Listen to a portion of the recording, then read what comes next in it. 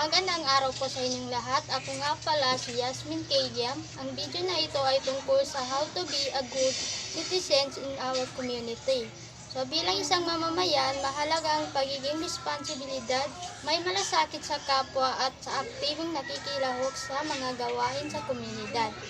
Ang video na ito ay ipapakita ko kung paano isasabuhay ang pagiging mabuting mamamayan sa pamamagitan ng aking ginagawang community service. Aking community service, ako ay nagsasagawa ng paglilinis ng aming paligid ng aming bahay at sa likod ng bahay. Nagwawalis ako sa paligid upang maging malinis at ligtas sa sakit. Ang community service ay kusang pagtulong sa komunidad nang walang inaasang kapalit. Ito ay mahalaga dahil pinapalakas nito ang pagkakaisa ng mga tao, pagdudulot ng kaayusan at tumutulong sa pag-unlad ng komunidad. Ang isang mabuting mamamayan ay hindi lamang sumusunod sa batas kundi marunong makisama at tumulong sa kapwa at igalang ang kaniyang paligid sa simpleng paraan. Maaari tayong maging bahagi ng pagbabago sa ating komunidad.